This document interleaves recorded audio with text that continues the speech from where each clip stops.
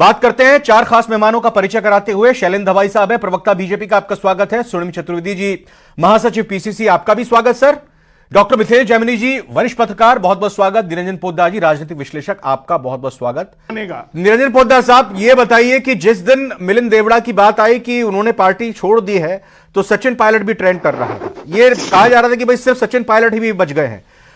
सचिन पायलट को हालांकि छत्तीसगढ़ में प्रभारी बना दिया, बड़ी जिम्मेदारी दे दी, महासचिव बना दिया, लेकिन क्या उनकी योग्यता से पूरी तरह से इंसाफ किया गया? और राजस्थान में कांग्रेस को जो करना चाहिए वो करती हुई दिखाई दे रही है आपको नेता प्रतिपक्ष के नाम के तौर पर?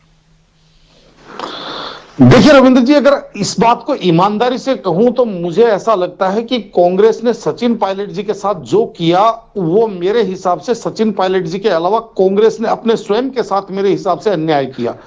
जिस तरीके से कांग्रेस भारत जोड़ो न्याय यात्रा तो निकाल रही है, लेकिन कदाचित कांग्रेस के अंदर स्वयं के अंदर और स्वयं के साथ जो अन्याय हो रहा है, कांग्रेस ने कभी इस विषय के ऊपर नहीं सोचा। क्योंकि अगर हम बात करें राजस्थान की राजनीति के अंदर, तो आपको यह चीज देखनी होगी कि 2017 के बाद से लगातार सचिन पायलट जी ने अपना कद बढ़ाया और जनता के साथ कनेक्ट किया। लेकिन कांग्रेस ने कहीं ना कहीं, जिस तरीके से अभी जैमिनी जी बता रहे थे कि जो एक जिसको कहते हैं चरण पादुका, या यूं कहें कि जो चारों धाम जो परिक्रमा मंडली है, कहीं ना कहीं कांग्रेस उसके घेरे से बाहर नहीं निकल पा रही। और अब अगर हम बात करें जो प्रमुख विपक्षी नेता की, तो निश्चित रूप से आपको यह भी समझना पड़ेगा कि जैसे सरकार होती है, सरकार के साथ जो विपक्षी नेता होता है, यानी कि विपक्ष का नेता होता है सदन के अंदर, उसकी बहुत बड़ी भूमिका होती है।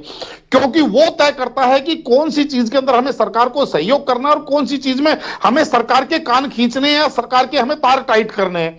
और यहां पे देखने में यह आ रहा है कि जिसको कहते हैं ना कि सरकार बनने में जितना विलंब हुआ, मंत्रिमंडल गठन होने में जितना विलंब हुआ, आज एक समझ लीजिए प्रमुख विपक्षी नेता का नाम अनाउंस होने में उससे बहुत ज्यादा विलंब हो रहा है। निरंजन जी, एक चीज ये खबर तो ये भी आ रही है कि नेता प्रतिपक्ष भी बनाएंगे और थोड़ा बैलेंस बरकरार रखने के लिए विधायक दल का नेता भी अलग से बनाया जा सकता है। ऐसा राजस्थान में कभी पहले हुआ है, या फिर कांग्रेस ने कहीं और दूसरे राज्यों में इस तरह की परिपाटी रखी है क्या? और इसका क्या फायदा होगा टेक्निकली? देखिए रविंद्र जी, ऐसा है कि कांग्रेस के अंदर इस टाइम जो कांग्रेस के वार रूम और कांग्रेस के वॉरियर वो क्या सोचते हैं, किस तरीके से वो लड़ते हैं, इस चीज के बारे में अभी हम कुछ भी सोचने और भविष्यवाणी करने या उसके बारे में प्रेडिक्शन करने की स्थिति में हम लोग नहीं है। और जिस तरीके से आपने बताया कि जिस तरीके से कांग्रेस अगर ये बैलेंस बनाने का प्रयास करती है, तो इसको बैलेंस नहीं कहिए, इसको परस्पर आप ये समझ लीजिए एक वैमनस्य की एक नींव और डाल दी।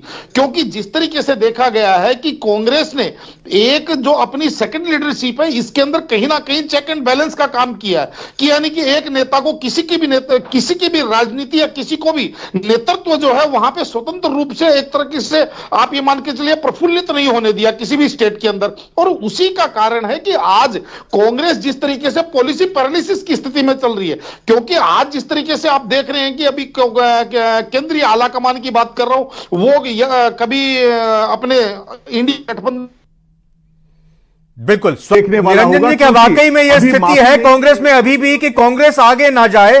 बिल्कुल, कांग्रेस आगे ना जाए, ये माफ कीजिएगा, सचिन पायलट आगे ना जाए, भले ही कांग्रेस पीछे छूट जाए।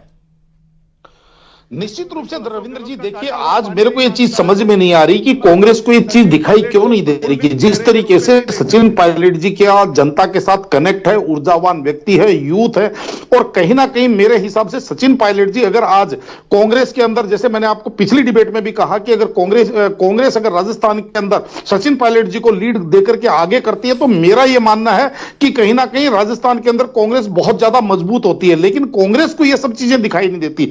और आज भी जैसे अभी जैमिनी जी ने कहा कि आज भी सचिन पायलट जी कहीं ना अशोक गहलोत जी कहीं ना कहीं सचिन पायलट जी के जो पैर के नीचे की जो जमीन है वो इतनी गर्म करके रखना चाहते हैं कि सचिन जी के जूतों में भी छाले पड़ जाए। अब इनको ये चीज समझनी चाहिए कि आपको पार्टी देखनी है, आपको संगठन देखना है, आपको अपनी राजनीति या आपको अपनी व्यक्तिगत राजनीतिक वैमनस्यता देखनी है। ये चीजें अब इनके लिए कौन सी चीज महत्वपूर्ण है? और इसके अंदर सबसे बड़ी बात है केंद्रीय आला कमान। कपिल सिब्बल जी ने एक बार कहा था कि जब घोड़े अस्तबल से निकल चुके होंगे तब क्या आप निर्णय करोगे। और तो कहीं ना कहीं आप ये मान के चलिए उन बातों को कहे हुए आज 4 साल हो गए, लेकिन केंद्रीय आला कमान निरंजन जी, कांग्रेस भी चौंकाने की कुव्वत रखेगी। नहीं कर ले निरंजन जी लास्ट बस